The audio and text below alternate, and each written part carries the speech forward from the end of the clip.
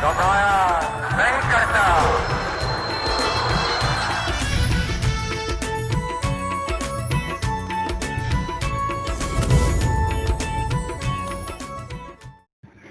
السلام علیکم، آپ دیکھ رہے ہیں کے نیوز چینل۔ خبر شامل کرتے ہیں ساہیوال سے۔ ہمارے نمائندے ارشاد کمبو کی رپورٹ کے مطابق کانسیپٹ یونیورسٹی روڈ پر لگی مویشی منڈی طلبہ و طالبات، اساتذہ، اسٹاف اور عام عوام کے لیے درد سر بن گئی۔ منڈی کو منتقل کرنے کا مطالبہ۔ تفصیلات کے مطابق مویشی منڈی کو 4 ماہ قبل ضلعی انتظامیہ کی جانب سے جھالوڑ سے کانسیپٹ یونیورسٹی روڈ پر عارضی طور پر منتقل کیا گیا تھا، جس کے باعث علاقہ مکینوں اور خاص طور پر یونیورسٹی عملے کو شدید مشکلات کا سامنا کرنا پڑ رہا ہے۔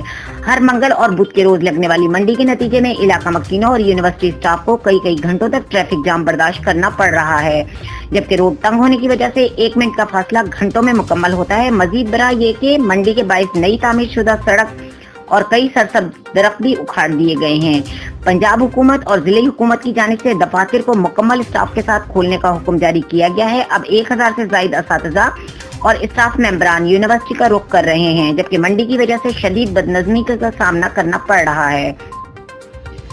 اس کے علاوہ نئے سیمسٹر داخلے کھلنے کے بعد کئی طلبہ اور طالبات، ان کے والدین کو بھی یونیورسٹی تک رسائی میں مشکلات کا سامنا کرنا پڑ رہا ہے۔ یونیورسٹی ترجمان سے رابطہ کرنے پر ان کا کہنا تھا کہ مویشی منڈی کو ہنگامی بنیادوں پر منتقل کرنے کی ضرورت ہے، کیونکہ جیسے ہی یونیورسٹی کھلے گی تو موٹر سائیکل، گاڑی، بسوں اور کے ذریعے 4000 کے قریب طلبہ اور طالبات کو یونیورسٹی تک رسائی ممکن نہیں رہے گی۔